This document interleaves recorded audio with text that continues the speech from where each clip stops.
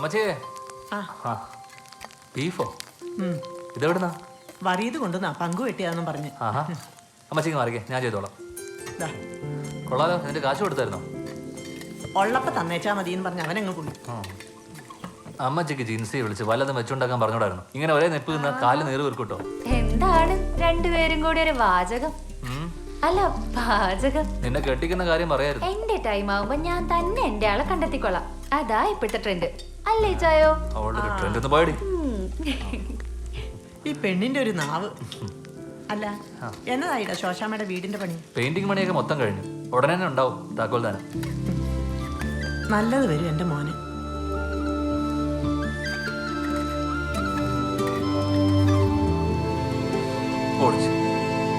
വിശക്കുന്നവന് ആഹാരം വേണം, വീടില്ലാത്തവന് വീട് വേണം.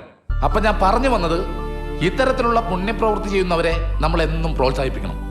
ഇത്തരത്തിലൊരു കാര്യം ഏറ്റെടുത്തതിനും അത് ലക്ഷ്യത്തിലെത്തിച്ചതിനും ചലഞ്ചേഴ്സ് ആർട്സ് ആൻഡ് സ്പോർട്സ് ക്ലബിലെ എല്ലാ മെമ്പേഴ്സിനെയും ഞാൻ അഭിനന്ദിക്കുന്നു. അല്ലാതെ ഇവിടെ ചില ആൾക്കാർ കുറെ കാശുണ്ടാക്കിയിട്ട് അതിന്റെ പുറത്ത് കിടന്നുറങ്ങിയിട്ട് ഒരു കാര്യമില്ല. അല്പമെങ്കിലും ഉളുപ്പ് വേണം. പ്രിയമുള്ളവരെ, നിങ്ങളൊരു കാര്യം ആലോചിക്കണം. നമ്മൾ ഒത്തിരി സമ്പാദിച്ചു കുടുംബത്തേക്ക് കാണാൻ കൊള്ളാവുന്ന പെൺപിള്ളേരുണ്ടെങ്കിലേ ഈ നാറി അങ്ങോട്ട് ചെന്ന് ഒട്ടിക്കോളൂ. പെൺവിഷയത്തിൽ ഇവൻ വജ്ര പശയാണ്. നാട്ടുകാർക്ക് അത് ഒരിക്കലും ഗുണം ചെയ്യില്ല. അപ്പൊ എല്ലാവർക്കും എന്റെ ഹൃദയം നിറഞ്ഞ ആശംസകൾ. ജയ് ഹിന്ദ്. കൈയടിക്ക്. ഇനി രണ്ടു വാക്ക് സംസാരിക്കാനായി നമ്മുടെ ബേബിച്ചനെ ക്ഷണിച്ചോളുന്നു. അതടുത്ത നാറി. പ്രിയപ്പെട്ടവരെ നമസ്കാരം. എന്നാത്തിനാ ഇവിടെ ഒരു പഞ്ചായത്തും ഒരു പഞ്ചായത്ത് പ്രസിഡന്റും? എനിക്കറിയാൻ മേല. യവൻ മറ്റുള്ളവരെ പോലല്ല, അന്തസ്സുള്ള ചട്ടയാ. ഒരു പാവം വിധവയ്ക്കും അതിന്റെ കുഞ്ഞുങ്ങൾക്കും കയറി കിടക്കാൻ ഒരു വീടുണ്ടാക്കി കൊടുക്കാൻ ഇവന്മാർക്കാവില്ലേ? എന്നതായാലും ഈ ഒരു സംരംഭത്തിന് മുൻകൈയെടുത്ത, അതിനുവേണ്ടി പ്രവർത്തിച്ച എല്ലാ ഈ നാട്ടിലെ ചെറുപ്പക്കാർക്കും എന്റെ അഭിവാദ്യങ്ങൾ, അഭിനന്ദനങ്ങൾ.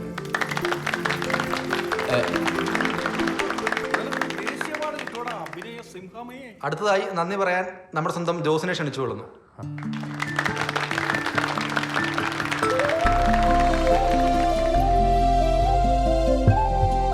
സത്യം പറഞ്ഞ ഈ കൈയടി എനിക്കല്ല വേണ്ടത്. അത് ഈ പദ്ധതി വിജയിപ്പിക്കാൻ സഹകരിച്ച എല്ലാവർക്കുമാണ് നിങ്ങൾ കൊടുക്കേണ്ടത്. നമുക്ക് എല്ലാവർക്കും അറിയാം, ജന്മം കൊണ്ട് ബേബിച്ചായൻ നമ്മുടെ നാട്ടുകാരൻ തന്നെയാണ്. ഇപ്പൊ ആനപ്പാറയിലാണ് താമസമെങ്കിലും നമ്മുടെ എല്ലാ ആവശ്യങ്ങൾക്കും ബേബിച്ചായൻ നമ്മുടെ കൂടെ നിന്നിട്ടുണ്ട്. ഇങ്ങനെ ഒരു ആവശ്യമായി ഞങ്ങൾ അപ്പൊ ഈ നാട്ടിൽ നല്ലവരാരും ഇല്ലേ? ഉണ്ടല്ലോ, ഞാനുണ്ടല്ലോ. കള്ളവും ഇല്ല, ചതിയും ഇല്ല, എള്ളോളമില്ല, പൊളിപ്പിച്ച. അത് മഹാബലി അല്ലേടാ? ഞാനാണ് ഇവിടുത്തെ മഹാബലി, സത്യസന്ധൻ. അതാണ് നീ നന്നാവാത്തത്. ഞാൻ നന്നാകാത്ത എനിക്ക് വരേണ്ട അസുഖമുള്ളൂ. നമുക്ക് നമ്മുടെ നാട് സ്വർഗം തന്നെയാണ്. ഈ മണ്ണിൽ ആരുടെയും കണ്ണീര് വീഴാതെ കാത്തുപിടിക്കേണ്ടത് നമ്മുടെ കടമയാണ്. നമ്മുടെ പുറകെ വരുന്ന തലമുറയ്ക്കും അത് പകർന്നു കൊടുക്കാൻ നമുക്ക് കഴിയണം. ഈ പരിപാടി വൻ വിജയമാക്കി തീർത്ത എല്ലാ Neyyassery നിവാസികൾക്കും Challengers arts and sports ക്ലബിന്റെ ഒരു 100,000 നന്ദി.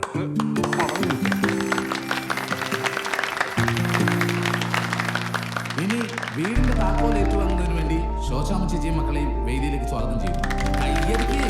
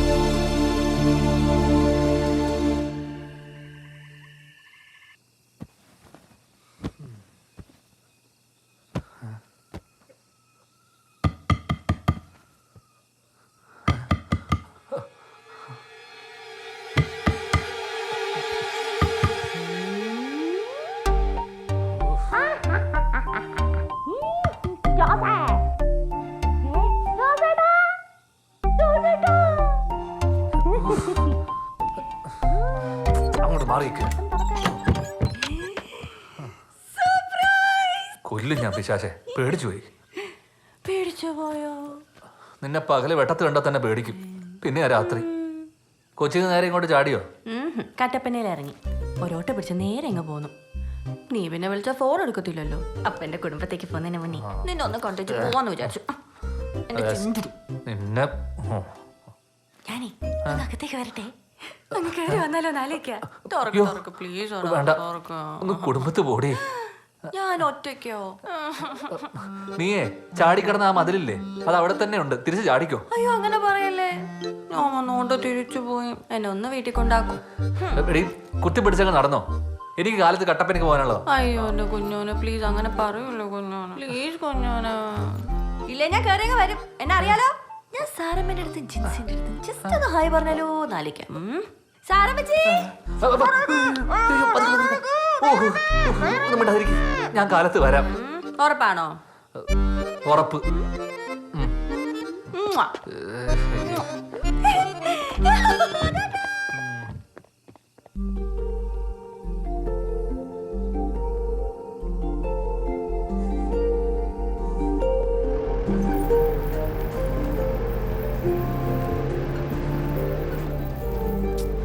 നീ ഇങ്ങനെ കുരുമുളകൊക്കെ വിറ്റ് കാശും സമ്പാദിച്ച് ഓവറായി മസിലും പിടിച്ചേച്ചിരുന്നാ ഉണ്ടല്ലോ പൊട്ടിത്തെറിച്ച് പോകും കേട്ടാ. എടാ എത്ര നാളായടാ നമ്മളിങ്ങനെ ഒരുമിച്ചൊരു യാത്രയൊക്കെ പോയിട്ട്. അതാ പിന്നെ ഞാൻ ചാടിക്കേറി ഇങ്ങ് പോന്നേ. ഞാനേ എൻ്റെ ജോലി അങ്ങ് വിട്ടാലോ എന്നിങ്ങനെ ആലോചിക്കുമായിരുന്നു. ഇവിടെ ആകുമ്പോ എനിക്ക് നിന്റെ വാലിൽ തൂങ്ങി അങ്ങ് നടക്കാലോ. അപ്പൊ നിനക്ക് ചിരിക്കാനൊക്കെ അറിയാലേ. പിന്നല്ലാതെ പരിസരം നോക്കാതെ നീ ഓരോ വട്ട് കാണിക്കുമ്പോഴാണ് എനിക്ക് ദേഷ്യം വരുന്നത്.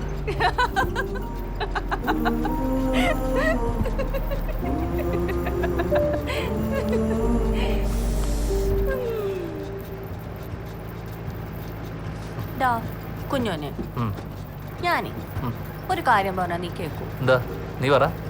എടാ കുഞ്ഞോനെ, നീ ഇങ്ങനെ നമ്മുടെ പാടത്തും പറമ്പിലും ഒക്കെ കൃഷിയൊക്കെ ചെയ്ത് വിയർത്ത് ക്ഷീണിച്ച് നിൽക്കുമ്പോ ഞാനേ ഒരു ചട്ടിയില് തലേന്നത്തെ മീൻകറിയും നല്ല മുളക് ചമ്മന്തിയും തൈരും ഒക്കെ ചേർത്ത് കഞ്ഞി എടുത്തങ്ങ് ഒരു വരവ് വരും. എന്നിട്ട് അവിടെ ഇരുന്ന് നമ്മൾ രണ്ടുപേരും കൂടെ പ്ലാവിലെ സ്പൂണിൽ കോരി കഴിച്ചേച്ച് ഏതേലും മരത്തിന്റെ താഴെ ഇരുന്ന് നല്ല തണുത്ത കാറ്റും കൊണ്ട് അങ്ങനെ കെട്ടിപ്പിടിച്ചിരിക്കണം.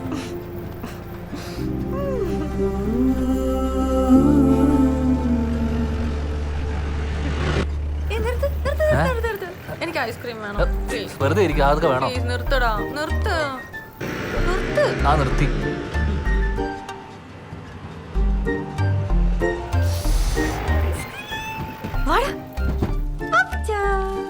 ആൻസി കൊച്ചു ജോലി സ്ഥലത്ത് വരുന്ന വഴിയാണ്. ഞാൻ ഇന്നലെ വന്നായിരുന്നു. ഇവന്റെ ഇപ്പൊ കട്ടപ്പന പോയേച്ച് വരുവാ. പാപ്പച്ച എന്റെ സ്ഥിരം സാധനം. ഓ ഇപ്പൊ നിനക്കൊന്നും വേണ്ടായോ? അത് തന്നെ പറഞ്ഞോ. അതന്നെയാ കേട്ടോ. ഓ ഇപ്പൊ തരാം. ഇങ്ങോട്ടാ.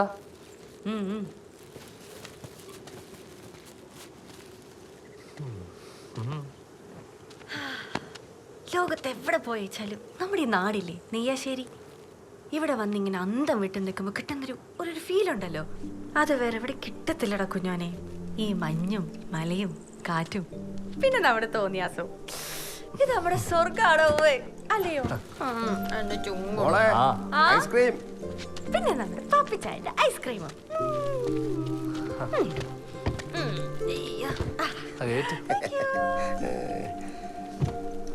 സുഖാണോ?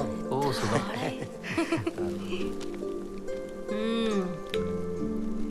അടിപൊളിയല്ലേ? നിനക്ക് വല്ല ഭ്രാന്തുണ്ടോ? എപ്പോ നോക്കിയാലും ഒരു ഐസ്ക്രീം തീറ്റ്. അതും കൂടെ കഴിച്ചോ. പിടിച്ചു നീ കഴിക്കടാ. എന്റെ ഈ ഭ്രാന്ത് നിനക്കും കൂടെ പകരട്ടെ എന്ന് വിചാരിച്ചാ. അതാവുമ്പോ കല്യാണം കഴിയുമ്പോ നീ എനിക്ക് ഡെയിലി ഐസ്ക്രീം വാങ്ങി തരുമല്ലോ. പിന്നെ നോക്കിയാൽ ഇരുന്നേച്ചാ മതി.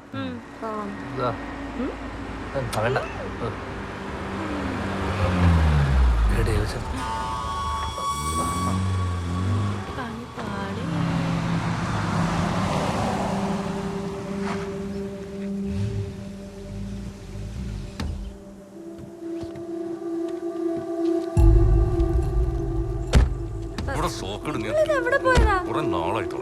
എടി കുടുംബത്തിൽ പോകുമ്പോ നിനക്ക് പറഞ്ഞിട്ട് പോയിക്കോട്ടെ. വെറുതെ മനുഷ്യൻ തീ തീറ്റിക്കാൻ വേണ്ടിട്ട്. വാ വന്ന് വണ്ടിയിലോട്ട് കയറിക്കേ. വെറുതെ നാട്ടുകാരെ കൊണ്ട് പറയിപ്പിക്കാൻ ഇറങ്ങിയിരിക്കുക. നിങ്ങൾ അങ്ങ് പൊക്കോ, ഞാൻ വന്നോളാം. അപ്പ് നീ വന്ന് വണ്ടിയിലോട്ട് കയറുന്നുണ്ടോ? ആൻസി നീ ചെല്ല്. എന്നാടാ കോപ്പ്. ഇങ്ങോട്ട് വന്നേ. അവിടെ ഒരു തോന്നിവാസം. കേറി വണ്ടിയിൽ കൂടുന്നുണ്ട്. ചിന്തിരിക്കാൻ പറ്റിയ സ്ഥലം. ദോഷം അല്ല എന്താ